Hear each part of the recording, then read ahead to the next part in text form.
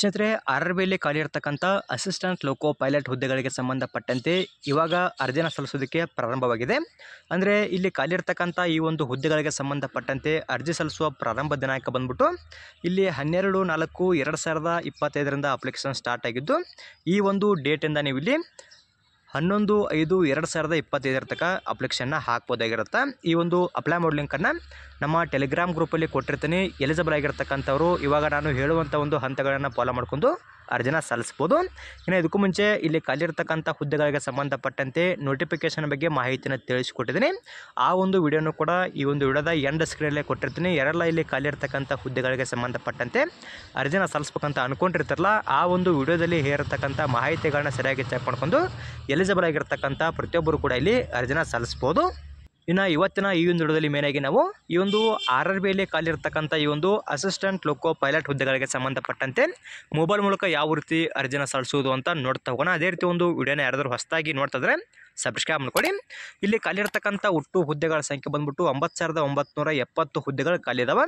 ಇನ್ನು ನಾನು ಟೆಲಿಗ್ರಾಮ್ ಗ್ರೂಪಲ್ಲಿ ಕೊಟ್ಟಿರ್ತಕ್ಕಂಥ ಲಿಂಕ್ ಮೇಲೆ ಕ್ಲಿಕ್ ಮಾಡಿದ ತಕ್ಷಣ ಡೈರೆಕ್ಟಾಗಿ ನಿಮಗೆ ಈ ರೀತಿ ಪೇಜ್ ಓಪನ್ ಆಗುತ್ತಲ್ಲ, ಇಲ್ಲಿ ಕೆಳಗಡೆ ಸ್ವೈಪ್ ಮಾಡ್ತಾ ಬನ್ನಿ. ಸ್ವೈಪ್ ಮಾಡ್ತಾ ಬಂದರೆ ಇಲ್ಲಿ ಮೇಲ್ಗಡೆ ಒಂದು ಅಪ್ಲೈ ಅಂತ ಆಪ್ಷನ್ ಕೊಟ್ಟಿರ್ತಾರೆ. ಈ ಒಂದು ಆಪ್ಷನ್ ಮೇಲೆ ಕ್ಲಿಕ್ ಮಾಡ್ಕೊಳ್ಳಿ. ಇಲ್ಲಿ ಇವಾಗ ಎಲ್ಲರೂ ಕೂಡ ಆರ್‌ಆರ್‌ಬಿಯಲ್ಲಿ ಖಾಲಿ ಇರತಕ್ಕಂಥ ಹುದ್ದೆಗಳಿಗೆ ಸಂಬಂಧಪಟ್ಟಂತೆ ಅಪ್ಲಿಕೇಶನ್ನ ಹಾಕಿರ್ತೀರಿ.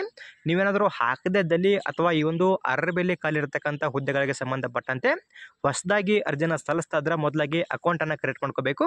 ಅಕೌಂಟನ್ನು ಯಾವ ರೀತಿ ಕ್ರಿಯೇಟ್ ಮಾಡ್ಬೇಕಂದ್ರೆ ಕ್ರಿಯೇಟ್ ಆನ್ ಅಕೌಂಟ್ ಮೇಲೆ ಕ್ಲಿಕ್ ಮಾಡ್ಕೊಂಡು ಮೊದಲದಾಗಿ ನೀವು ಇಲ್ಲಿ ಅಕೌಂಟನ್ನು ಕ್ರಿಯೇಟ್ ಮಾಡ್ಕೋಬೇಕು. ಈ ಒಂದು ಆಪ್ಷನ್ ಮೇಲೆ ಕ್ಲಿಕ್ ಮಾಡ್ಕೊಳ್ಳಿ. ಕ್ಲಿಕ್ ಮಾಡಿದ ತಕ್ಷಣ ಇರ್ತು ಬರುತ್ತಲ್ಲ, ಓಕೆ ಮೇಲೆ ಕ್ಲಿಕ್ ಮಾಡ್ಕೊಳ್ಳಿ. ಕ್ಲಿಕ್ ಮಾಡ್ಕೊಂಡು ಇಲ್ಲಿ ಕಾಣ್ತಿರ್ತಕ್ಕಂಥ ಪ್ರತಿಯೊಂದು ಕಾಲಮನ್ನು ಕೂಡ ಕರೆಕ್ಟಾಗಿ ಫಿಲ್ಅಪ್ ಮಾಡ್ಕೊಂಡು ನೀವು ಇಲ್ಲಿ ಮೊದಲದಾಗಿ ಅಕೌಂಟನ್ನು ಕ್ರಿಯೇಟ್ ಮಾಡ್ಕೋಬೇಕು. ಅಕೌಂಟ್ ಕ್ರಿಯೇಟ್ ಆದಮೇಲೆ ನೀವು ಇಲ್ಲಿ ಲಾಗಿನ್ ಆಗಿ ಅರ್ಜಿನ ಸಲ್ಲಿಸಬೇಕಾಗತ್ತೆ. ಇವಾಗ ಡೈರೆಕ್ಟಾಗಿ ನಾವು ಇಲ್ಲಿ ಲಾಗಿನ್ ಆಗಿ ಯಾವ ರೀತಿ ಅರ್ಜಿನ ಸಲ್ಲಿಸೋದು ಅಂತ ನೋಡ್ತಾ ಹೋಗೋಣ. ಅದಕ್ಕೋಸ್ಕರ ಈ ಒಂದು ಅಪ್ಲೈ ಮೇಲೆ ಕ್ಲಿಕ್ ಮಾಡಿದ ತಕ್ಷಣ ಈ ರೀತಿ ಬಂದಿರುತ್ತಲ್ಲ, ಇಲ್ಲಿ ಕೆಳಗಡೆ ಕಾಣ್ತಿರ್ತಕ್ಕಂಥ ಈ ಒಂದು ಆಲ್ರೆಡಿ ಹ್ಯಾವ್ ಆನ್ ಅಕೌಂಟ್ ಮೇಲೆ ಕ್ಲಿಕ್ ಮಾಡ್ಕೋಬೇಕು. ಕ್ಲಿಕ್ ಮಾಡಿದ ತಕ್ಷಣ ಈ ರೀತಿ ಬರುತ್ತೆ. ಇಲ್ಲಿ ಮತ್ತೆ ಎರಡು ಆಪ್ಷನ್ನ ಕೊಟ್ಟಿರ್ತಾರೆ. ಅದೇ ರೀತಿ ಲಾಗಿನ್ ವಿತ್ ಆರ್‌ಆರ್‌ಬಿ ಅಕೌಂಟ್ ಅಂತ ಕೊಟ್ಟಿರ್ತಾರಲ್ಲ, ನೀವು ಇಲ್ಲಿ ಯಾವುದ್ರ ಮೂಲಕ ಲಾಗಿನ್ ಆಗ್ಬೇಕಂತ ಅನ್ಕೊಂಡಿರ್ತೀರಿ ಆ ಒಂದು ಆಪ್ಷನ್ ಮೇಲೆ ಕ್ಲಿಕ್ ಮಾಡಬೇಕಾಗತ್ತೆ. ನಾ ಇಲ್ಲಿ ಲಾಗಿನ್ ವಿತ್ ಆರ್‌ಆರ್‌ಬಿ ಅಕೌಂಟ್ ಅಂತ ಕೊಟ್ಟಿದಾರಲ್ಲ, ಇದ್ರ ಮೂಲಕ ನಾ ಇಲ್ಲಿ ಲಾಗಿನ್ ಆಗ್ತಾ ಇದ್ದೀನಿ. ಅದಕ್ಕೋಸ್ಕರ ಈ ಒಂದು ಆಪ್ಷನ್ ಮೇಲೆ ಕ್ಲಿಕ್ ಮಾಡ್ತೀನಿ. ಕ್ಲಿಕ್ ಮಾಡಿದ ತಕ್ಷಣ ಈ ರೀತಿ ಬರ್ತಲ್ಲ, ಇಲ್ಲಿ ನಾವು ಇದಕ್ಕೂ ಮುಂಚೆ ಅಕೌಂಟನ್ನು ಕ್ರಿಯೇಟ್ ಮಾಡುವಾಗ ಕೊಟ್ಟಿರ್ತಕ್ಕಂಥ ಮೇಲ್ ಐ ಡಿ ಅಥವಾ ಮೊಬೈಲ್ ಸಂಖ್ಯೆಯನ್ನು ಇಲ್ಲಿ ಫಸ್ಟಲ್ಲಿ ಕೊಟ್ಟಿರ್ತಕ್ಕಂಥ ಈ ಒಂದು ಕಾಲಮಲ್ಲಿ ಫಿಲ್ಅಪ್ ಮಾಡ್ಕೋಬೇಕು. ಅದನ್ನ ಫಿಲ್ಅಪ್ ಮಾಡ್ಕೊಳ್ಳಿ. ಫಿಲ್ಅಪ್ ಮಾಡ್ಕೊಂಡು ಇಲ್ಲಿ ನೀವು ಇದಕ್ಕೂ ಮುಂಚೆ ಯಾವ ಒಂದು ಪಾಸ್ವರ್ಡ್ನ ಸೆಟ್ ಮಾಡಿರ್ತೀರಿ ಆ ಒಂದು ಪಾಸ್ವರ್ಡ್ನ ಫಿಲ್ಅಪ್ ಮಾಡ್ಕೋಬೇಕು. ಫಿಲ್ಅಪ್ ಮಾಡ್ಕೊಂಡು ಕೆಳಗಡೆ ಸ್ವೈಪ್ ಮಾಡ್ತಾ ಬಂದು ಇಲ್ಲಿ ಕಾಣ್ತಿರ್ತಕ್ಕಂಥ ಈ ಒಂದು ಚೆಕ್ ಬಾಕ್ಸನ್ನು ಟಿಕ್ ಮಾಡ್ಕೊಂಡು ಇಲ್ಲಿ ಕೆಳಗಡೆ ಕಾಣ್ತಿರ್ತಕ್ಕಂಥ ಈ ಒಂದು ಲಾಗಿನ್ ಮೇಲೆ ಕ್ಲಿಕ್ ಮಾಡ್ಕೊಳ್ಳಿ. ಆ ಒಂದು ಲಾಗಿನ್ ಮೇಲೆ ಕ್ಲಿಕ್ ಮಾಡಿದ ತಕ್ಷಣ ಮತ್ತೆ ಡೈರೆಕ್ಟಾಗಿ ಈ ರೀತಿ ಪೇಜ್ ಓಪನ್ ಆಗುತ್ತೆ. ಇಲ್ಲಿ OTP ಕೂಡ ಸೆಂಡ್ ಆಗುತ್ತೆ. ನಾವಿಲ್ಲಿ OTPಯನ್ನು ಯಾವುದಕ್ಕೆ ಸೆಂಡ್ ಮಾಡ್ಕೋಬೇಕಂತ ಕೂಡ ಕೆಳಗಡೆ ಆಪ್ಷನ್ನೇ ಕೊಟ್ಟಿರ್ತಾರೆ. ನೀವಿಲ್ಲಿ ನಿಮ್ಮ ಮೇಲ್ ಐಡಿಗೆ OTP ಬರ್ಬೇಕಂದ್ರೆ ಇಲ್ಲಿ ಸೈಡಲ್ಲಿ ಕಾಣ್ತಿರ್ತಕ್ಕಂಥ ಸೆಂಡ್ OTP ಟು ಇಮೇಲ್ ಅಂತ ಕೊಟ್ಟಿರ್ತಾರೆ. ಇದ್ರ ಮೇಲೆ ಕ್ಲಿಕ್ ಮಾಡ್ಕೋಬೇಕು. ನಿಮ್ಮ ಮೊಬೈಲ್ ಸಂಖ್ಯೆಗೆ OTP ಬರ್ಬೇಕಂದ್ರೆ ಇಲ್ಲಿ ಸೈಡಲ್ಲಿ ಕಾಣ್ತಿರ್ತಕ್ಕಂಥ ಸೆಂಡ್ OTP ಟು ಫೋನ್ ಅಂತ ಕೊಟ್ಟಿರ್ತಾರಲ್ಲ, ಇದ್ರ ಮೇಲೆ ನೀವು ಇಲ್ಲಿ ಕ್ಲಿಕ್ ಮಾಡಬೇಕಾಗತ್ತೆ. ನಾ ಇಲ್ಲಿ ಫೋನ್ ಅಂತ ಕೊಡ್ತೀನಿ. ಸೆಂಡ್ OTP ಟು ಫೋನ್ ಅಂತ ಕೊಟ್ಟಿದ್ದಾರೆ, ಅದ್ರ ಮೇಲೆ ಕ್ಲಿಕ್ ಮಾಡ್ತೀನಿ. ಕ್ಲಿಕ್ ಮಾಡಿದ ತಕ್ಷಣ ಇಲ್ಲಿ ನಾವು ಇಲ್ಲಿ OTPಯನ್ನು ಫಿಲ್ಅಪ್ ಮಾಡಬೇಕಾಗತ್ತೆ. ಆ ಒಂದು OTPನ ನಾನು ಇಲ್ಲಿ ಕೊಟ್ಟಿರ್ತಕ್ಕಂಥ ಕಾಲಮಲ್ಲಿ ಫಿಲ್ಅಪ್ ಮಾಡಿದ್ದೀನಿ. ಫಿಲ್ಅಪ್ ಮಾಡ್ಕೊಂಡು ಇಲ್ಲಿ ಕೆಳಗಡೆ ಕಾಣ್ತಿರ್ತಕ್ಕಂಥ ಈ ಒಂದು ಲಾಗಿನ್ ಮೇಲೆ ಕ್ಲಿಕ್ ಮಾಡಬೇಕಾಗತ್ತೆ. ಇನ್ನು ಲಾಗಿನ್ ಮೇಲೆ ಕ್ಲಿಕ್ ಮಾಡಿದ ತಕ್ಷಣ ಮತ್ತೆ ಡೈರೆಕ್ಟಾಗಿ ಈ ರೀತಿ ಪೇಜ್ ಓಪನ್ ಆಗುತ್ತಲ್ಲ, ಇಲ್ಲಿ ಕೆಳಗಡೆ ಸ್ವೈಪ್ ಮಾಡ್ತಾ ಬನ್ನಿ. ಸ್ವೈಪ್ ಮಾಡ್ತಾ ಬಂದರೆ ಇಲ್ಲಿ ಅಕೌಂಟ್ ವೆರಿಫೈಡ್ ವಿತ್ ಆಧಾರ್ ಅಂತ ಕೊಟ್ಟಿದ್ದಾರೆ. ಅಂದರೆ ನೀವು ಕೂಡ ಅಕೌಂಟ್ ನಿಮ್ದು ಏನಾದರೂ ಆಧಾರ್ ವಿತ್ ವೆರಿಫೈಡ್ ಆಗದಿದ್ದಲ್ಲಿ ಅದನ್ನ ವೆರಿಫೈ ಮಾಡ್ಕೊಳ್ಳಿ. ವೆರಿಫೈ ಮಾಡ್ಕೊಂಡು ಇಲ್ಲಿ ಕೆಳಗಡೆ ಸ್ವೈಪ್ ಮಾಡ್ತಾ ಬನ್ನಿ. ಸ್ವೈಪ್ ಮಾಡ್ತಾ ಬಂದ್ರೆ ಇಲ್ಲಿ ಕೆಳಗಡೆ ಆನ್ಲೈನ್ ಅಪ್ಲಿಕೇಶನ್ ಅಂತ ಒಂದು ಆಪ್ಷನ್ ಕೊಟ್ಟಿರ್ತಾರಲ್ಲ, ಈ ಒಂದು ಆಪ್ಷನ್ ಮೇಲೆ ಕ್ಲಿಕ್ ಮಾಡ್ಕೊಳ್ಳಿ. ಇನ್ನು ಕ್ಲಿಕ್ ಮಾಡಿದ ತಕ್ಷಣ ಈ ರೀತಿ ಬರುತ್ತೆ. ಇಲ್ಲಿ ಡೈರೆಕ್ಟಾಗಿ ಕೆಳಗಡೆ ಸ್ವೈಪ್ ಮಾಡ್ತಾ ಬಂದರೆ ಇಲ್ಲಿ ನಾವು ಇಲ್ಲಿ ಅಪ್ಲಿಕೇಶನ್ನ ಹಾಕ್ಬೋದು. ಇಲ್ಲಿ ಇವಾಗ ನಾವು ಯಾವ ರೀತಿ ಅಪ್ಲಿಕೇಶನ್ನ ಹಾಕುವುದು ಅಂತ ನೋಡ್ತಾ ಹೋಗೋಣ.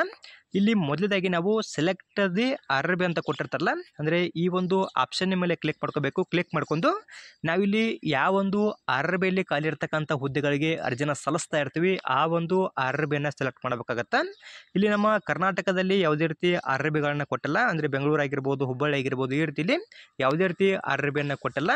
ಅದಕ್ಕೋಸ್ಕರ ನಾವಿಲ್ಲಿ ಬೇರೆ ಆರ್‌ಆರ್‌ಬಿಯಲ್ಲಿ ಅಪ್ಲಿಕೇಶನ್ನ ಹಾಕಬಹುದು. ಅಂದರೆ ನಾವಿಲ್ಲಿ ಇವಾಗ ಯಾವೊಂದು ಆರ್‌ಆರ್‌ಬಿಗೆ ಸಂಬಂಧಪಟ್ಟಂತೆ ಅಪ್ಲಿಕೇಶನ್ನ ಹಾಕ್ತಾ ಇರ್ತೀವಿ ಆ ಒಂದು ಆಪ್ಷನ್ ನಾವಿಲ್ಲಿ ಸೆಲೆಕ್ಟ್ ಮಾಡಬೇಕಾಗತ್ತೆ. ನಾ ಇಲ್ಲಿ ಚೆನ್ನೈ ಅಂತ ಕೊಡ್ತೀನಿ. ನೀವು ಕೂಡ ಇದೇ ರೀತಿಯಾಗಿ ಯಾವೊಂದು ಆರ್‌ಆರ್‌ಬಿಯಲ್ಲಿ ಖಾಲಿ ಇರ್ತಕ್ಕಂಥ ಹುದ್ದೆಗಳಿಗೆ ಅರ್ಜಿನ ಸಲ್ಲಿಸ್ತಾ ಇರ್ತೀರಿ ಆ ಒಂದು ಆಪ್ಷನ್ನ ನೀವು ಇಲ್ಲಿ ಸೆಲೆಕ್ಟ್ ಮಾಡ್ಕೊಳ್ಳಿ. ಸೆಲೆಕ್ಟ್ ಮಾಡ್ಕೊಂಡು ಇಲ್ಲಿ ಕೆಳಗಡೆ ಕಾಣ್ತಿರ್ತಕ್ಕಂಥ ಚೆಕ್ ಬಾಕ್ಸನ್ನು ಟಿಕ್ ಮಾಡ್ಕೊಂಡು ಇಲ್ಲಿ ಮುಂದ್ಗಡೆ ಕಾಣ್ತಿರ್ತಕ್ಕಂಥ ಈ ಒಂದು ನೆಕ್ಸ್ಟ್ ಮೇಲೆ ನೀವು ಇಲ್ಲಿ ಕ್ಲಿಕ್ ಮಾಡಬೇಕಾಗತ್ತೆ.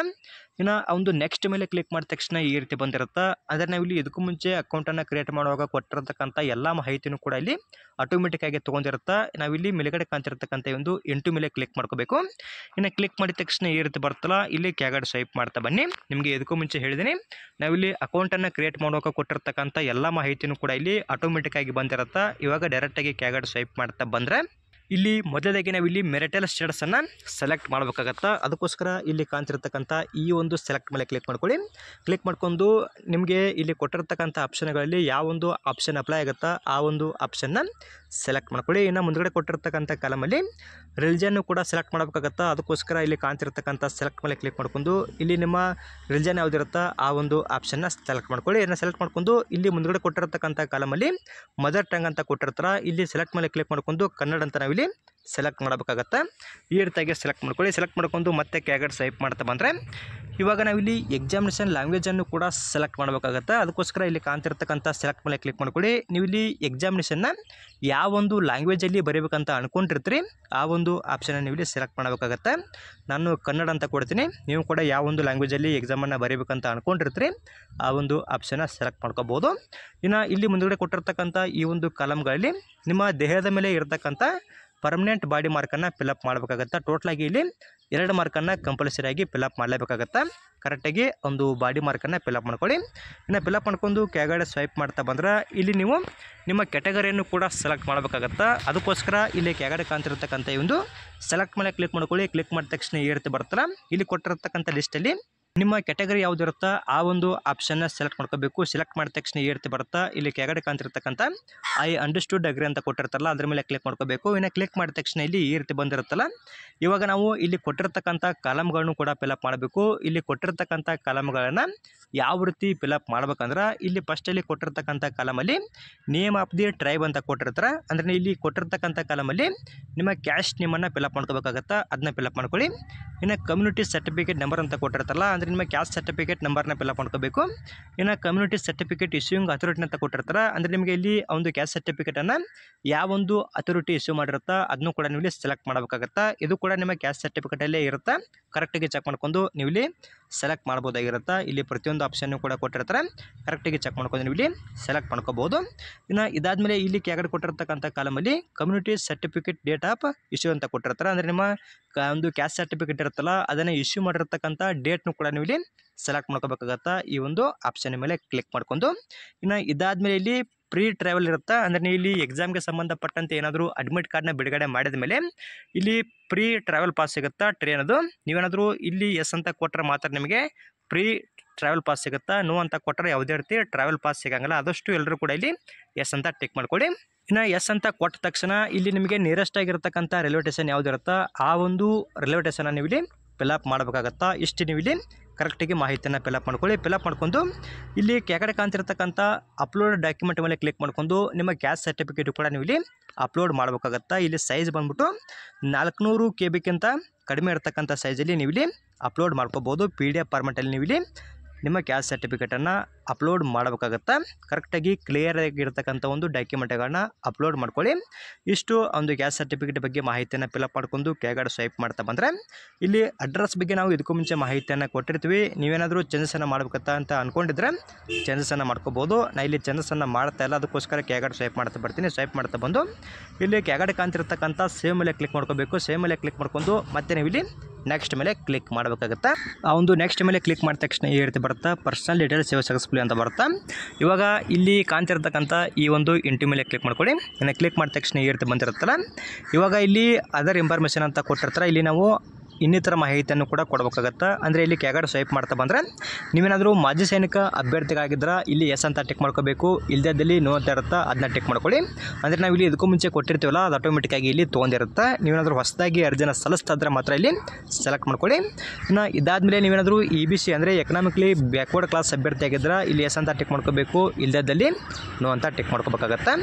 ಇನ್ನು ಇದಾದಮೇಲೆ ಇಲ್ಲಿ ನೀವೇನಾದರೂ ಸದ್ಯಕ್ಕೆ ಇವಾಗ ರೈಲ್ವೆ ಎಂಪ್ಲಾಯ್ಡ್ ಆಗಿ ಸರ್ವೆಯನ್ನು ಮಾಡ್ತಾ ಇದ್ದರೆ ಇಲ್ಲಿ ಎಸ್ ಅಂತ ಟಿಕ್ ಮಾಡ್ಕೋಬೇಕು. ಮಾಡ್ಕೋಬೇಕು, ಇಲ್ಲದಲ್ಲಿ ನೋ ಅಂತ ಟಿಕ್ ಮಾಡ್ಕೊಳ್ಳಿ. ಇನ್ನು ನೋ ಅಂತ ಟಿಕ್ ಮಾಡ್ಕೊಂಡು ಕೆಳಗಡೆ ಸ್ವೈಪ್ ಮಾಡ್ತಾ ಬಂದರೆ ಇಲ್ಲಿ ಮತ್ತೊಂದು ಮಾಹಿತಿಯನ್ನು ಕೂಡ ಕೊಟ್ಟಿರ್ತಾರೆ. ನೀವೇನಾದರೂ ಇವಾಗ ಕರೆಂಟಾಗಿ ರೈಲ್ವೆ ಡಿಪಾರ್ಟ್ಮೆಂಟ್ ಅಥವಾ ಆರ್ಗನೈಸೇಷನಲ್ಲಿ ಕೆಲಸವನ್ನು ಮಾಡ್ತಾ ಇದ್ರೆ ಅಥವಾ ಎಂಪ್ಲಾಯ್ಮೆಂಟ್ ಒಂದು ಡೀಟೇಲ್ಸ್ ಏನಾದರೂ ಇದ್ದರೆ ಅದನ್ನು ಕೂಡ ಇಲ್ಲಿ ಫಿಲಪ್ ಮಾಡ್ಕೋಬೋದು. ಇಲ್ಲದಲ್ಲಿ ನೀವು ಇಲ್ಲಿ ನಾಟ್ ಅಪ್ಲಿಕೇಬಲ್ ಅಂತ ನೀವು ಇಲ್ಲಿ ಸೆಲೆಕ್ಟ್ ಮಾಡಬೇಕಾಗತ್ತೆ. ಈ ರೀತಿಯಾಗಿ ನಾಟ್ ಅಪ್ಲಿಕೇಬಲ್ ಅಂತ ಸೆಲೆಕ್ಟ್ ಮಾಡ್ಕೊಳ್ಳಿ. ಸೆಲೆಕ್ಟ್ ಮಾಡ್ಕೊಂಡು ಕೆಳಗಡೆ ಸ್ವೈಪ್ ಮಾಡ್ತಾ ಬಂದರೆ ನಿಮ್ದೇನಾದರೂ ಇಲ್ಲಿ ಅಪ್ರೆಂಟಿಸ್ಶಿಪ್ ಏನಾದರೂ ಆಗಿದ್ದರೆ NCVT ಥ್ರೂ ಅಪ್ರೆಂಟಿಸ್ಶಿಪ್ ಏನಾದರೂ ಆಗಿದ್ದರೆ ನೀವು ಇಲ್ಲಿ ಎಸ್ ಅಂತ ಟಿಕ್ ಮಾಡ್ಕೋಬೇಕು, ಇಲ್ಲದಲ್ಲಿ ನೋ ಅಂತ ಟಿಕ್ ಮಾಡ್ಕೊಳ್ಳಿ. ಇನ್ನು ನೋ ಅಂತ ಟಿಕ್ ಮಾಡ್ಕೊಂಡು ಕೆಳಗಡೆ ಸ್ವೈಪ್ ಮಾಡ್ತಾ ಬಂದರೆ ಇದಕ್ಕೂ ಮುಂಚೆ ನಾವಿಲ್ಲಿ ಬ್ಯಾಂಕ್ ಇನ್ಫಾರ್ಮೇಷನ್ ಕೂಡ ಕೊಟ್ಟಿದ್ದೀವಿ. ಅಂದರೆ ಇವಾಗ ಹೊಸದಾಗಿ ಅರ್ಜಿನ ಸಲ್ಲಿಸ್ತಾ ಇರೋರು ಇಲ್ಲಿ ಮೊದಲಾಗಿ ನಿಮ್ಮ ನೇಮನ್ನು ಫಿಲಪ್ ಮಾಡಬೇಕಾಗತ್ತೆ. ಈ ಒಂದು ಕಾಲಮಲ್ಲಿ ನಿಮ್ಮ ನೇಮನ್ನು ಫಿಲಪ್ ಮಾಡ್ಕೊಳ್ಳಿ.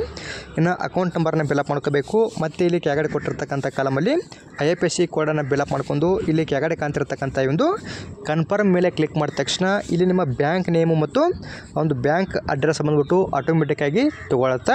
ಇಷ್ಟು ಮಾಹಿತಿ ಆಟೋಮೆಟಿಕ್ಕಾಗಿ ಬಂದ ತಕ್ಷಣ ಇಲ್ಲಿ ಕೆಳಗಡೆ ಕಾಣ್ತಿರ್ತಕ್ಕಂಥ ಸೇವ್ ಮೇಲೆ ಕ್ಲಿಕ್ ಮಾಡ್ಕೊಂಡು ಇಲ್ಲಿ ಮುಂದ್ಗಡೆ ಕಾಣ್ತಿರ್ತಕ್ಕಂಥ ಒಂದು ನೆಕ್ಸ್ಟ್ ಮೇಲೆ ಕ್ಲಿಕ್ ಮಾಡಬೇಕಾಗತ್ತೆ. ಇಲ್ಲಿ ಸೇವ್ ಮೇಲೆ ಕ್ಲಿಕ್ ಮಾಡಿದ ತಕ್ಷಣ ಇರ್ತ ಬರ್ತಲ್ಲ, ಮತ್ತು ನೀವು ಇಲ್ಲಿ ನೆಕ್ಸ್ಟ್ ಮೇಲೆ ಕ್ಲಿಕ್ ಮಾಡ್ಕೊಳ್ಳಿ.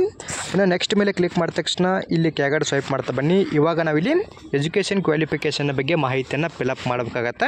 ಇಲ್ಲಿ 10ನೇ ತರಗತಿ ಕ್ವಾಲಿಫಿಕೇಷನ್ ಬಂದ್ಬಿಟ್ಟು ಆಟೋಮೆಟಿಕ್ಕಾಗಿ ತೊಗೊಂಡಿರುತ್ತೆ. ಅಂದರೆ ನಾವಿಲ್ಲಿ ಇದಕ್ಕೂ ಮುಂಚೆ ಅಪ್ಲಿಕೇಶನ್ ಹಾಕುವಾಗ ಕೊಟ್ಟಿದ್ರೆ ಆಟೋಮೆಟಿಕ್ಕಾಗಿ ತೊಗೊಂಡಿರುತ್ತೆ. ಇವಾಗ ನಾವಿಲ್ಲಿ ಮೇಯ್ನಾಗಿ ಯಾವೊಂದು ಕ್ವಾಲಿಫಿಕೇಷನ್ ಮೇಲೆ ಅರ್ಜಿನ ಸಲ್ಲಿಸ್ತಾ ಇರ್ತೀವಿ ಆ ಒಂದು ಕ್ವಾಲಿಫಿಕೇಷನ್ ನಾವಿಲ್ಲಿ ಯಾಡ್ ಮಾಡಬೇಕಾಗತ್ತೆ. ಆ ಒಂದು ಕ್ವಾಲಿಫಿಕೇಷನ್ ಯಾವ ರೀತಿ ಯಾಡ್ ಮಾಡ್ಬೇಕಂದ್ರೆ ಇಲ್ಲಿ ಕೆಳಗಡೆ ಕಾಣ್ತಿರ್ತಕ್ಕಂಥ ಒಂದು ಸೆಲೆಕ್ಟ್ ಮೇಲೆ ಕ್ಲಿಕ್ ಮಾಡ್ಕೊಳ್ಳಿ. ಕ್ಲಿಕ್ ಮಾಡಿದ ತಕ್ಷಣ ಈ ರೀತಿ ಬರುತ್ತೆ. ನೀವೇನಾದರೂ ಡಿಪ್ಲೊಮಾ ಕಂಪ್ಲೀಟ್ ಮಾಡ್ಕೊಂಡು ಅರ್ಜಿನ ಸಲ್ಲಿಸ್ತಾ ಇದ್ರೆ ಅದು ಕೂಡ ಮೇಯ್ನಾಗಿ ಯಾವ ಒಂದು ವಿಭಾಗದಲ್ಲಿ ಪಾಸ್ ಆಗಿದ್ದರೆ ಅರ್ಜಿನ ಸಲ್ಲಿಸ್ಬೋದು ಅಂತ ನಾನು ಇದಕ್ಕೂ ಮುಂಚೆ ಮಾಡಿರ್ತಕ್ಕಂಥ ನೋಟಿಫಿಕೇಷನ್ ನೋಡಿದಲ್ಲಿ ತಿಳಿಸ್ಕೊಟ್ಟಿದ್ದೀನಿ. ನೀವೇನಾದರೂ ಡಿಪ್ಲೊಮಾ ಮೇಲೆ ಅಪ್ಲಿಕೇಶನ್ ಹಾಕ್ತಾ ಇದ್ರೆ ಈ ಒಂದು ಆಪ್ಷನ್ನ ಸೆಲೆಕ್ಟ್ ಮಾಡ್ಕೋಬೇಕು. ನೀವೇನಾದರೂ ಡಿಗ್ರಿಯಲ್ಲಿ ಅಥವಾ ಡಿಗ್ರಿ ಕಂಪ್ಲೀಟ್ ಮಾಡ್ಕೊಂಡು ಅರ್ಜಿನ ಸಲ್ಲಿಸ್ತಾ ಇದ್ರೆ ಈ ಒಂದು ಆಪ್ಷನ್ನ ಸೆಲೆಕ್ಟ್ ಮಾಡ್ಕೊಂಡು ಅರ್ಜಿನ ಸಲ್ಲಿಸಬೇಕಾಗುತ್ತೆ. ಇನ್ನು ಇದಾದಮೇಲೆ ITI ಕೂಡ ಕೊಟ್ಟಿರ್ತಾರೆ. ನೀವೇನಾದರೂ ITI ಮೇಲೆ ಅಪ್ಲಿಕೇಶನ್ನ ಹಾಕ್ತಾ ಇದ್ರೆ ITIದಲ್ಲಿ ಯಾವ ಒಂದು ಟ್ರೇಡ್ಗಳನ್ನ ತೆಗೆದುಕೊಂಡು ಪಾಸ್ ಆಗಿರ್ತಕ್ಕಂಥವ್ರು ಅರ್ಜಿನ ಸಲ್ಲಿಸ್ಬೋದು ಅಂತ ನಾನು ಇದಕ್ಕೂ ಮುಂಚೆ ನಿಮಗೆ ಮಾಹಿತಿಯನ್ನು ತಿಳಿಸ್ಕೊಟ್ಟಿದ್ದೀನಿ. ಇನ್ನು ಇದಾದಮೇಲೆ NAC ಅಂತ ಕೊಟ್ಟಿರ್ತಾರೆ. ಅಂದರೆ ಅದು ನ್ಯಾಷನಲ್ ಅಪ್ರೆಂಟಿಸ್ಶಿಪ್ ಆಗಿರುತ್ತೆ. ನಿಮ್ದೇನಾದರೂ ಅಪ್ರೆಂಟಿಸ್ಶಿಪ್ ಆಗಿದ್ರೆ ಇಲ್ಲಿ 10th ಆದಮೇಲೆ ನೀವು ಈ ಒಂದು ಆಪ್ಷನ್ನ ಸೆಲೆಕ್ಟ್ ಮಾಡ್ಕೊಂಡು ಅರ್ಜಿನ ಸಲ್ಲಿಸ್ಬೋದಾಗಿರುತ್ತೆ. ನೀವು ಇಲ್ಲಿ ಯಾವ ಒಂದು ಕ್ವಾಲಿಫಿಕೇಷನ್ ಮೇಲೆ ಅರ್ಜಿನ ಸಲ್ಲಿಸ್ಬೇಕಂತ ಅನ್ಕೊಂಡಿರ್ತೀರಿ ಆ ಒಂದು ಕ್ವಾಲಿಫಿಕೇಷನ್ನ ಸೆಲೆಕ್ಟ್ ಮಾಡ್ಕೋಬೇಕು. ಇನ್ನು ಸೆಲೆಕ್ಟ್ ಮಾಡ್ಕೊಂಡ ತಕ್ಷಣ ಈ ರೀತಿ ಬರುತ್ತಾ. ಇವಾಗ ನಾವು ಇಲ್ಲಿ ಕೊಟ್ಟಿರ್ತಕ್ಕಂಥ ಒಂದು ಕಾಲಮ್ಗಳನ್ನ ಫಿಲಪ್ ಮಾಡಬೇಕಾಗತ್ತೆ. ನಾನು ಇಲ್ಲಿ ITI ಮೇಲೆ ಅಪ್ಲಿಕೇಶನ್ನ ಹಾಕ್ತಾ ಇದ್ದೀನಿ. ಇಲ್ಲಿ ಮೊದಲದಾಗಿ ನಾವು ಟ್ರೇಡನ್ನು ಸೆಲೆಕ್ಟ್ ಮಾಡಬೇಕಾಗತ್ತೆ. ಈ ಒಂದು ಆಪ್ಷನ್ ಮೇಲೆ ಕ್ಲಿಕ್ ಮಾಡ್ಕೊಳ್ಳಿ. ಕ್ಲಿಕ್ ಮಾಡಿದ ತಕ್ಷಣ ನಿಮ್ಮದು ITIದಲ್ಲಿ ಯಾವ ಒಂದು ಟ್ರೇಡ್ ಆಗಿರುತ್ತೋ ಆ ಒಂದು ಟ್ರೇಡನ್ನ ನೀವು ಇಲ್ಲಿ ಸೆಲೆಕ್ಟ್ ಮಾಡ್ಕೋಬೇಕಾಗತ್ತೆ. ಆ ಒಂದು ಟ್ರೇಡ್ನ ಸೆಲೆಕ್ಟ್ ಮಾಡ್ಕೊಳ್ಳಿ. ಇನ್ನು ರಾಜ್ಯವನ್ನು ಕೂಡ ಸೆಲೆಕ್ಟ್ ಮಾಡ್ಕೋಬೇಕು. ಇಲ್ಲಿ ಕೂಡ ನೀವು ರಾಜ್ಯವನ್ನು ಸೆಲೆಕ್ಟ್ ಮಾಡ್ಕೊಳ್ಳಿ. ರಾಜ್ಯವನ್ನು ಸೆಲೆಕ್ಟ್ ಮಾಡ್ಕೊಂಡು ಇಲ್ಲಿ ಡಿಸ್ಟಿಕನ್ನು ಕೂಡ ಕೊಡಬೇಕಾಗತ್ತೆ. ಈ ಒಂದು ಸೆಲೆಕ್ಟ್ ಮೇಲೆ ಕ್ಲಿಕ್ ಮಾಡ್ಕೊಂಡು ಡಿಸ್ಟಿಕನ್ನು ಸೆಲೆಕ್ಟ್ ಮಾಡ್ಕೊಳ್ಳಿ. ಇನ್ನು ಡಿಸ್ಟಿಕನ್ನು ಸೆಲೆಕ್ಟ್ ಮಾಡಿದ ಮೇಲೆ ಇಲ್ಲಿ ನೇಮ್ ಆಫ್ ಇನ್ಸ್ಟಿಟ್ಯೂಟ್ ಅಂತ ಕೊಟ್ಟಿರ್ತಾರೆ. ನಿಮ್ಮದು ITI ಕ್ವಾಲಿಫಿಕೇಷನ್ ಬಂದ್ಬಿಟ್ಟು ಯಾವ ಒಂದು ಕಾಲೇಜ್ ಅಥವಾ ಯಾವ ಒಂದು ಇನ್ಸ್ಟಿಟ್ಯೂಟಲ್ಲಿ ಆಗಿರುತ್ತೆ ಅದನ್ನು ಕೂಡ ನೀವು ಇಲ್ಲಿ ಫಿಲಪ್ ಮಾಡ್ಕೋಬೇಕಾಗುತ್ತೆ. ಅದನ್ನು ಕೂಡ ಇಲ್ಲಿ ಫಿಲಪ್ ಮಾಡ್ಕೊಳ್ಳಿ. ಇನ್ನು ಡೇಟ್ ಆಫ್ ಪಾಸಿಂಗ್ ಅಂತ ಕೊಟ್ಟಿರ್ತಾರೆ. ಇಲ್ಲಿ ಈ ಒಂದು ಆಪ್ಷನ್ ಮೇಲೆ ಕ್ಲಿಕ್ ಮಾಡಿದ ತಕ್ಷಣ ಹೇಳ್ತೀವಿ ಒಂದು ಕ್ಯಾಲೆಂಡರ್ ಬರುತ್ತಲ್ಲ, ಇಲ್ಲಿ ನೀವು ನಿಮ್ಮ ಪಾಸಿಂಗ್ ಡೇಟು ಮಂತು ಒಂದು ಇಯರ್ನು ಕೂಡ ಇಲ್ಲಿ ಸೆಲೆಕ್ಟ್ ಮಾಡಬೇಕಾಗತ್ತೆ. ಅದನ್ನು ಕೂಡ ಇಲ್ಲಿ ಸೆಲೆಕ್ಟ್ ಮಾಡ್ಕೊಳ್ಳಿ. ಇನ್ನು ಇದಾದಮೇಲೆ ಸರ್ಟಿಫಿಕೇಟ್ ಇಶ್ಯೂಡ್ ಬೈ ಅಂತ ಕೊಟ್ಟಿರ್ತಾರೆ. ಇಲ್ಲಿ ಕಾಣ್ತಿರ್ತಕ್ಕಂಥ ಸೆಲೆಕ್ಟ್ ಮೇಲೆ ಕ್ಲಿಕ್ ಮಾಡ್ಕೊಳ್ಳಿ. ಕ್ಲಿಕ್ ಮಾಡಿದ ತಕ್ಷಣ ನಿಮ್ಮದು ITI ಬಂದ್ಬಿಟ್ಟು NCVT ಥ್ರೂ ಆಗಿದ್ದರೆ NCVT ಅಂತ ಟಿಕ್ ಮಾಡ್ಕೋಬೇಕು. SCVT ಥ್ರೂ ಆಗಿದ್ದರೆ SCVT ಅಂತ ನೀವು ಇಲ್ಲಿ ಟಿಕ್ ಮಾಡಬೇಕಾಗತ್ತೆ. ನಂದು ಕ್ವಾಲಿಫಿಕೇಷನ್ ಬಂದ್ಬಿಟ್ಟು SCVT ಥ್ರೂ ಆಗಿದೆ, ಅದಕ್ಕೋಸ್ಕರ ನಾನು ಇಲ್ಲಿ SCVT ಅಂತ ಟಿಕ್ ಮಾಡ್ತೀನಿ. ಇನ್ನು ಮುಂದ್ಗಡೆ ಕೊಟ್ಟಿರ್ತಕ್ಕಂಥ ಕಾಲಮಲ್ಲಿ ಸರ್ಟಿಫಿಕೇಟ್ ಟೈಪ್ ಅಂತ ಕೊಟ್ಟಿರ್ತಾರೆ. ಈ ಒಂದು ಸೆಲೆಕ್ಟ್ ಮೇಲೆ ಕ್ಲಿಕ್ ಮಾಡ್ಕೊಳ್ಳಿ. ಕ್ಲಿಕ್ ಮಾಡಿದ ತಕ್ಷಣ ಈ ರೀತಿ ಬರುತ್ತೆ. ಇಲ್ಲಿ ನಿಮ್ಮದು NCVT ಥ್ರೂ ಒಂದು ಕ್ವಾಲಿಫಿಕೇಷನ್ ಆಗಿದ್ದರೆ ಇಲ್ಲಿ NTC ಅಂತ ಕೊಟ್ಟಿರ್ತಾರಲ್ಲ, ನ್ಯಾಷನಲ್ ಟ್ರೇಡ್ ಸರ್ಟಿಫಿಕೇಟ್ ಅಂತ ಈ ಒಂದು ಆಪ್ಷನ್ನ ಸೆಲೆಕ್ಟ್ ಮಾಡ್ಕೋಬೇಕು. ನಿಮ್ದೇನಾದರೂ SCVT ಥ್ರೂ ಆ ಒಂದು ಕ್ವಾಲಿಫಿಕೇಷನ್ ಕಂಪ್ಲೀಟ್ ಆಗಿದ್ರೆ ಇಲ್ಲಿ ಕೆಳಗಡೆ ಕಾಣ್ತಿರ್ತಕ್ಕಂಥ STC ಅಂತ ಕೊಟ್ಟಿರ್ತಾರಲ್ಲ, ಅಂದರೆ ಸ್ಟೇಟ್ ಟ್ರೇಡ್ ಸರ್ಟಿಫಿಕೇಟ್ ಅಂತ ಕೊಟ್ಟಿರ್ತಾರಲ್ಲ, ಈ ಒಂದು ಆಪ್ಷನ್ನ ನೀವು ಇಲ್ಲಿ ಸೆಲೆಕ್ಟ್ ಮಾಡಬೇಕಾಗತ್ತೆ. ಕರೆಕ್ಟಾಗಿ ಕ್ವಾಲಿಫಿಕೇಷನ್ ಬಗ್ಗೆ ಮಾಹಿತಿಯನ್ನು ಫಿಲಪ್ ಮಾಡ್ಕೊಂಡು ಇಲ್ಲಿ ಕೆಳಗಡೆ ಕಾಣ್ತಿರ್ತಕ್ಕಂಥ ಒಂದು ಯಾಡ್ ಮೇಲೆ ಕ್ಲಿಕ್ ಮಾಡ್ಕೊಳ್ಳಿ. ಯಾಡ್ ಮೇಲೆ ಕ್ಲಿಕ್ ಮಾಡಿದ ತಕ್ಷಣ ನಿಮ್ಮ ಕ್ವಾಲಿಫಿಕೇಷನ್ ಯಾಡ್ ಆಗುತ್ತೆ. ಯಾಡ್ ಆದ ತಕ್ಷಣ ಇಲ್ಲಿ ಕೆಳಗಡೆ ಕಾಣ್ತಿರ್ತಕ್ಕಂಥ ಈ ಒಂದು ನೆಕ್ಸ್ಟ್ ಮೇಲೆ ಕ್ಲಿಕ್ ಮಾಡ್ಕೊಳ್ಳಿ. ಆ ಒಂದು ಕ್ವಾಲಿಫಿಕೇಷನ್ ಯಾಡ್ ಆದಮೇಲೆ ಈ ರೀತಿ ಬರುತ್ತೆ, ಯಾಡೆಡ್ ಸಕ್ಸಸ್ಫುಲಿ ಅಂತ ಇಲ್ಲಿ ಕಾಣ್ತಿರ್ತಕ್ಕಂಥ ನೆಕ್ಸ್ಟ್ ಮೇಲೆ ಕ್ಲಿಕ್ ಮಾಡ್ಕೊಳ್ಳಿ. ಇನ್ನು ನೆಕ್ಸ್ಟ್ ಮೇಲೆ ಕ್ಲಿಕ್ ಮಾಡಿದ ತಕ್ಷಣ ಇವಾಗ ನಾವಿಲ್ಲಿ ಫೋಟೋ ಮತ್ತು ಸಿಗ್ನೇಚರನ್ನು ಕೂಡ ಅಪ್ಲೋಡ್ ಮಾಡಬೇಕಾಗತ್ತೆ. ಇಲ್ಲಿ ಮೊದಲೇದಾಗಿ ಫೋಟೋ ಸೈಜ್ ಬಂದ್ಬಿಟ್ಟು 100 KB ಇಂದ 150 KB ಒಳಗಡೆ ಇರತಕ್ಕಂಥ ಸೈಜಲ್ಲಿ JPG ಅಥವಾ JPG ಫಾರ್ಮೆಟಲ್ಲಿ ಅಪ್ಲೋಡ್ ಮಾಡ್ಬೋದು. ಇಲ್ಲಿ ಫೋಟೋ ಬಂದ್ಬಿಟ್ಟು ವೈಟ್ ಬ್ಯಾಕ್ಗ್ರೌಂಡ್ ಫೋಟೋವನ್ನು ನೀವು ಇಲ್ಲಿ ಅಪ್ಲೋಡ್ ಮಾಡಬೇಕಾಗತ್ತೆ.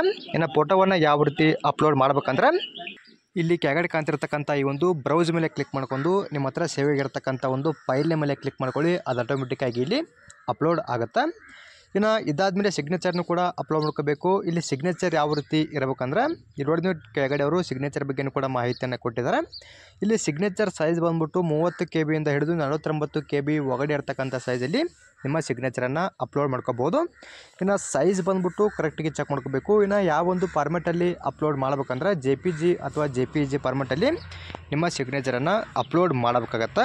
ಕರೆಕ್ಟಾಗಿ ನಿಮ್ಮ ಸಿಗ್ನೇಚರನ್ನು ಅಪ್ಲೋಡ್ ಮಾಡ್ಕೊಳ್ಳಿ. ಇನ್ನು ಸಿಗ್ನೇಚರ್ನು ಕೂಡ ಸೇಮ್ ಅದೇ ರೀತಿಯಾಗಿ ಇಲ್ಲಿ ಕಾಣ್ತಿರ್ತಕ್ಕಂಥ ಈ ಒಂದು ಬ್ರೌಸ್ ಮೇಲೆ ಕ್ಲಿಕ್ ಮಾಡ್ಕೊಂಡು ನಿಮ್ಮ ಹತ್ರ ಸೇವ್ ಆಗಿರ್ತಕ್ಕಂಥ ಫೈಲ್ನ ಮೇಲೆ ಕ್ಲಿಕ್ ಮಾಡ್ಕೊಳ್ಳಿ. ಅದು ಕೂಡ ಇಲ್ಲಿ ಆಟೋಮೆಟಿಕ್ಕಾಗಿ ಅಪ್ಲೋಡ್ ಆಗುತ್ತೆ. ಇನ್ನು ಅಪ್ಲೋಡ್ ಆದ ತಕ್ಷಣ ಕೆಳಗಡೆ ಸ್ವೈಪ್ ಮಾಡ್ತಾ ಬಂದು ಇಲ್ಲಿ ಕೆಳಗಡೆ ಕಾಣ್ತಿರ್ತಕ್ಕಂಥ ಒಂದು ಸೇವ್ ಮೇಲೆ ಕ್ಲಿಕ್ ಮಾಡ್ಕೊಳ್ಳಿ. ಸೇವ್ ಆಗುತ್ತೆ. ಸೇವ್ ಆದ ತಕ್ಷಣ ಇಲ್ಲಿ ಮುಂದ್ಗಡೆ ಕಾಣ್ತಿರ್ತಕ್ಕಂಥ ಈ ಒಂದು ನೆಕ್ಸ್ಟ್ ಮೇಲೆ ಕ್ಲಿಕ್ ಮಾಡ್ಕೊಳ್ಳಿ. ಆ ಒಂದು ನೆಕ್ಸ್ಟ್ ಮೇಲೆ ಕ್ಲಿಕ್ ಮಾಡಿದ ತಕ್ಷಣ ಮತ್ತೆ ಡೈರೆಕ್ಟಾಗಿ ಏರ್ತಿ ಪೇಜ್ ಓಪನ್ ಆಗುತ್ತೆ. ಇಲ್ಲಿ ನಾವು CBT 2 ಒಂದು ಎಕ್ಸಾಮಿನಿಗೆ ಸಂಬಂಧಪಟ್ಟಂತೆ ಇಲ್ಲಿ ಒಂದು ಪಾರ್ಟನ್ನು ನಾವಿಲ್ಲಿ ಸೆಲೆಕ್ಟ್ ಮಾಡಬೇಕಾಗತ್ತೆ. ಅಂದರೆ ಇಲ್ಲಿ ಪಾರ್ಟ್ B ಬಂದ್ಬಿಟ್ಟು ನಾವಿಲ್ಲಿ ಯಾವ ಒಂದು ಕ್ವಾಲಿಫಿಕೇಷನ್ನ ಪಾಸ್ ಮಾಡ್ಕೊಂಡು ಅಪ್ಲಿಕೇಶನ್ನ ಹಾಕಿರ್ತೀವಿ ಅದಕ್ಕೆ ಸಂಬಂಧಪಟ್ಟಂಥ ಸಪ್ರೇಟಾಗಿರ್ತಕ್ಕಂಥ ಸಿಲೆಬಸ್ ಇರುತ್ತೆ. ಅದಕ್ಕೋಸ್ಕರ ನಾವಿಲ್ಲಿ ಮೊದಲದಾಗಿ ಈ ಒಂದು ಸೆಲೆಕ್ಟ್ ಮೇಲೆ ಕ್ಲಿಕ್ ಮಾಡ್ಕೊಂಡು ಇಲ್ಲಿ ಕೆಳಗಡೆ ಕಾಣ್ತಿರ್ತಕ್ಕಂಥ ಈ ಒಂದು ಟ್ರೇಡ್ನ ಸೆಲೆಕ್ಟ್ ಮಾಡ್ಕೊಳ್ಳಿ. ಅಂದರೆ ನೀವು ಇಲ್ಲಿ ಯಾವ ಒಂದು ಟ್ರೇಡ್ ಮೇಲೆ ಅಪ್ಲಿಕೇಶನ್ನ ಹಾಕ್ತಾ ಇರ್ತೀರಿ ಆ ಒಂದು ಟ್ರೇಡ್ನ ನೀವು ಇಲ್ಲಿ ಸೆಲೆಕ್ಟ್ ಮಾಡಬೇಕಾಗತ್ತೆ. ಇನ್ನು ಅದನ್ನು ಸೆಲೆಕ್ಟ್ ಮಾಡ್ಕೊಂಡು ಕೆಳಗಡೆ ಸ್ವೈಪ್ ಮಾಡ್ತಾ ಬಂದ್ರೆ ನೀವು ಇಲ್ಲಿ ವಾಪಸ್ಸಾಗಿ ಆ ಒಂದು RRBಯನ್ನು ಕೂಡ ಸೆಲೆಕ್ಟ್ ಮಾಡ್ಕೋಬೋದು. ಅಂದರೆ ಏನಾದರೂ ಮತ್ತೆ ನೀವು ಇಲ್ಲಿ ಬೇರೆ RRBಗೆ ಸಂಬಂಧಪಟ್ಟಂತೆ ಅಪ್ಲಿಕೇಶನ್ನ ಹಾಕಬೇಕಂತ ಅಂದ್ಕೊಂಡಿದ್ರೆ ಇಲ್ಲಿ ಕೂಡ ವಾಪಸ್ಸಾಗಿ ಚೇಂಜಸ್ ಮಾಡ್ಕೋಬೋದು. ಇನ್ನು ಇದಾದಮೇಲೆ ಇಲ್ಲಿ ಆ ಒಂದು ಪೋಸ್ಟ್ ಪರ್ಪಸ್ನು ಕೂಡ ಕೊಟ್ಟಿದ್ದಾರೆ. ಯಾಕಂದರೆ ಇಲ್ಲಿ ಖಾಲಿ ಇರ್ತಕ್ಕಂಥ ಪೋಸ್ಟ್ ನೇಮ್ ಬಂದ್ಬಿಟ್ಟು ALP ಹುದ್ದೆಗಳು ಮಾತ್ರ ಖಾಲಿ ಇರ್ತಾವೆ. ಅದಕ್ಕೋಸ್ಕರ ಇಲ್ಲಿ ಅದು ಆಟೋಮೆಟಿಕ್ಕಾಗಿ ಒಂದೇ ಪೋಸ್ಟ್ ಬಂದಿರುತ್ತೆ. ಇಲ್ಲಿ ಕೆಳಗಡೆ ಕಾಣ್ತಿರ್ತಕ್ಕಂಥ ಒಂದು ಚೆಕ್ ಬಾಕ್ಸನ್ನು ಟಿಕ್ ಮಾಡ್ಕೊಳ್ಳಿ. ಟಿಕ್ ಮಾಡ್ಕೊಂಡು ಕೆಳಗಡೆ ಸ್ವೈಪ್ ಮಾಡ್ತಾ ಬಂದರೆ ಇಲ್ಲಿ ಕೆಳಗಡೆ ಕಾಣ್ತಿರ್ತಕ್ಕಂಥ 2 ಚೆಕ್ ಬಾಕ್ಸನ್ನು ಟಿಕ್ ಮಾಡ್ಕೊಳ್ಳಿ. ಟಿಕ್ ಮಾಡ್ಕೊಂಡು ಇಲ್ಲಿ ಕೊಟ್ಟಿರ್ತಕ್ಕಂಥ ಈ ಒಂದು ಕಾಲಮಲ್ಲಿ ನಿಮ್ಮ ಪ್ಲೇಸನ್ನು ಫಿಲಪ್ ಮಾಡ್ಕೋಬೇಕಾಗತ್ತೆ. ಪ್ಲೇಸನ್ನು ಫಿಲಪ್ ಮಾಡ್ಕೊಂಡು ಇಲ್ಲಿ ಕೆಳಗಡೆ ಕಾಣ್ತಿರ್ತಕ್ಕಂಥ ಒಂದು ಪ್ರಿವ್ಯೂ ಅಪ್ಲಿಕೇಶನ್ ಮೇಲೆ ನೀವು ಇಲ್ಲಿ ಕ್ಲಿಕ್ ಮಾಡಬೇಕಾಗತ್ತೆ. ಪ್ರಿವ್ಯೂ ಅಪ್ಲಿಕೇಶನ್ ಮೇಲೆ ಕ್ಲಿಕ್ ಮಾಡಿದ ತಕ್ಷಣ ಮತ್ತೆ ಡೈರೆಕ್ಟಾಗಿ ಏರ್ತಿ ಬಂದಿರುತ್ತೆ. ಇಲ್ಲಿ ನಿಮ್ಮ ಅಪ್ಲಿಕೇಶನ್ ಪ್ರಿವ್ಯೂವನ್ನು ಕೊಟ್ಟಿರ್ತಾರೆ. ಇಲ್ಲಿ ಕೊಟ್ಟಿರ್ತಕ್ಕಂಥ ಮಾಹಿತಿಗಳನ್ನು ಕರೆಕ್ಟಾಗಿ ಚೆಕ್ ಮಾಡಬೇಕಾಗತ್ತೆ. ಏನಾದರೂ ಮಾಹಿತಿಗಳು ತಪ್ಪಾಗಿದ್ದರೆ ವಾಪಸ್ಸಾಗಿ ಇಲ್ಲಿ ಕೆಳಗಡೆ ಕಾಣ್ತಿರ್ತಕ್ಕಂಥ ಎಡಿಟ್ ಮೇಲೆ ಕ್ಲಿಕ್ ಮಾಡ್ಕೊಂಡು ಆ ಒಂದು ಮಾಹಿತಿಯನ್ನು ವಾಪಸ್ಸಾಗಿ ನೀವು ಇಲ್ಲಿ ಕರೆಕ್ಷನ್ ಮಾಡ್ಕೋಬೋದು. ಇನ್ನು ಎಲ್ಲ ಮಾಹಿತಿನೂ ಕೂಡ ಸರಿಯಾಗಿದ್ದರೆ ಇಲ್ಲಿ ಕಾಣ್ತಿರ್ತಕ್ಕಂಥ ಚೆಕ್ ಬಾಕ್ಸನ್ನು ಟಿಕ್ ಮಾಡ್ಕೊಂಡು ಇಲ್ಲಿ ಸೈಡಲ್ಲಿ ಕಾಣ್ತಿರ್ತಕ್ಕಂಥ ಈ ಒಂದು ಸಬ್ಮಿಟ್ ಮೇಲೆ ಕ್ಲಿಕ್ ಮಾಡ್ಕೊಳ್ಳಿ. ಆ ಒಂದು ಸಬ್ಮಿಟ್ ಮೇಲೆ ಕ್ಲಿಕ್ ಮಾಡಿದ ತಕ್ಷಣ ಮತ್ತೆ ಡೈರೆಕ್ಟಾಗಿ ಏರ್ತಿ ಬರುತ್ತಾ. ಇಲ್ಲಿ ಮತ್ತೊಂದು ಸರಿ ನೀವು ಇಲ್ಲಿ ಈ ಒಂದು ಸಬ್ಮಿಟ್ ಮೇಲೆ ಕ್ಲಿಕ್ ಮಾಡಬೇಕಾಗತ್ತೆ. ಆ ಒಂದು ಸಬ್ಮಿಟ್ ಮೇಲೆ ಕ್ಲಿಕ್ ಮಾಡಿದ ತಕ್ಷಣ ಮತ್ತೆ ಡೈರೆಕ್ಟಾಗಿ ಏರ್ತಿ ಪೇಜ್ ಓಪನ್ ಆಗುತ್ತೆ. ಇವಾಗ ನಾವು ಇಲ್ಲಿ ಎಕ್ಸಾಮಿನೇಷನ್ ಫೀಯನ್ನು ಪೇ ಮಾಡಬೇಕಾಗತ್ತೆ. ಇಲ್ಲಿ ಟೋಟಲ್ ಆಗಿ ಎಷ್ಟು ರೂಪಾಯಿ ಅಮೌಂಟನ್ನು ಪೇ ಮಾಡಬೇಕು ಅದರ ಬಗ್ಗೆ ಮಾಹಿತಿಯನ್ನು ಕೊಟ್ಟಿರ್ತಾರೆ. ಚೆಕ್ ಮಾಡ್ಕೊಂಡು ಇಲ್ಲಿ ಕೆಳಗಡೆ ಕಾಣ್ತಿರ್ತಕ್ಕಂಥ ಈ ಒಂದು ಪೇ ನೌ ಮೇಲೆ ನೀವು ಇಲ್ಲಿ ಕ್ಲಿಕ್ ಮಾಡ್ಕೊಳ್ಳಿ. ಆ ಒಂದು ಪೇ ನೌ ಮೇಲೆ ಕ್ಲಿಕ್ ಮಾಡಿದ ತಕ್ಷಣ ಮತ್ತೆ ಡೈರೆಕ್ಟಾಗಿ ಏರ್ತಿ ಪೇಜ್ ಓಪನ್ ಆಗುತ್ತೆ. ಇಲ್ಲಿ ನೀವು ಈ ಒಂದು ಎಕ್ಸಾಮಿನೇಷನ್ ಫೀಯನ್ನು ಕ್ರೆಡಿಟ್ ಕಾರ್ಡ್ ಆಗಿರ್ಬೋದು, ಡೆಬಿಟ್ ಕಾರ್ಡು, ಅದೇ ರೀತಿ ಇಂಟರ್ನೆಟ್ ಬ್ಯಾಂಕಿಂಗ್ ಆಗಿರ್ಬೋದು, ಅದೇ ರೀತಿ ಇಲ್ಲಿ UPI ಥ್ರೂ ಆಗಿರ್ಬೋದು, ಇದ್ರ ಮೂಲಕ ನೀವು ಇಲ್ಲಿ ಪೇಮೆಂಟನ್ನು ಮಾಡ್ಕೋಬೋದು. ನೀವು ಇಲ್ಲಿ ಯಾವುದ್ರ ಮೂಲಕ ಪೇಮೆಂಟನ್ನು ಮಾಡ್ಬೇಕಂತ ಅಂದ್ಕೊಂಡಿರ್ತೀರಿ ಆ ಒಂದು ಆಪ್ಷನ್ನ ಸೆಲೆಕ್ಟ್ ಮಾಡ್ಕೊಂಡು ಆ ಒಂದು ಪೇಮೆಂಟನ್ನು ಮಾಡಬೇಕು. ಇನ್ನು ಆ ಒಂದು ಪೇಮೆಂಟ್ ಸಕ್ಸಸ್ಫುಲಿ ಆದಮೇಲೆ ನೀವು ನಿಮ್ಮ ಫೈನಲ್ ಆಗಿರ್ತಕ್ಕಂಥ ಅಪ್ಲಿಕೇಶನ್ ಫಾರ್ಮನ್ನು ಪ್ರಿಂಟನ್ನು ತೊಗೋಬೋದಾಗಿರುತ್ತೆ. ಅದೇ ರೀತಿ ಈ ಒಂದು RRBಯಲ್ಲಿ ಖಾಲಿ ಇರತಕ್ಕಂಥ ಅಸಿಸ್ಟೆಂಟ್ ಲೋಕೋ ಪೈಲಟ್ ಹುದ್ದೆಗಳಿಗೆ ಸಂಬಂಧಪಟ್ಟಂತೆ ಮೊಬೈಲ್ ಮೂಲಕ ಯಾವ ರೀತಿ ಅರ್ಜಿನ ಸಲ್ಲಿಸುವುದು ಅದರ ಬಗ್ಗೆ ನಿಮಗೆ ಸಂಪೂರ್ಣವಾದ ಮಾಹಿತಿಯನ್ನು ತಿಳಿಸಿಕೊಟ್ಟಿದ್ದೀನಿ. ಅದೇ ರೀತಿ ನಿಮಗೆ ಇಲ್ಲಿ ಏನಾದರೂ ಡೌಟ್ಗಳಿದ್ದರೆ ಕಮೆಂಟ್ ಮಾಡಿ, ಅದರ ಬಗ್ಗೆಯೂ ಕೂಡ ಮತ್ತಷ್ಟು ಮಾಹಿತಿಯನ್ನು ತಿಳಿಸಿಕೊಡ್ತೀನಿ. ಇನ್ನು ಇದಕ್ಕೂ ಮುಂಚೆ ಮಾಡಿರ್ತಕ್ಕಂಥ ನೋಟಿಫಿಕೇಷನ್ ವಿಡಿಯೋನು ಕೂಡ ಈ ಒಂದು ವಿಡಿಯೋದ ಎಂಡ್ ಸ್ಕ್ರೀನಲ್ಲೇ ಕೊಟ್ಟಿರ್ತೀನಿ. ಯಾರೆಲ್ಲ ಇಲ್ಲಿ ಖಾಲಿ ಇರತಕ್ಕಂಥ ಹುದ್ದೆಗಳಿಗೆ ಸಂಬಂಧಪಟ್ಟಂತೆ ಅರ್ಜಿನ ಸಲ್ಲಿಸ್ಬೇಕಂತ ಅಂದ್ಕೊಂಡಿರ್ತೀರಿ ಆ ಒಂದು ವಿಡಿಯೋದಲ್ಲಿ ಹೇಳಿರ್ತಕ್ಕಂಥ ಮಾಹಿತಿಗಳನ್ನ ಸರಿಯಾಗಿ ಚೆಕ್ ಮಾಡ್ಕೊಂಡು ನೀವು ಇಲ್ಲಿ ಅಪ್ಲಿಕೇಶನ್ನ ಹಾಕ್ಬೋದು.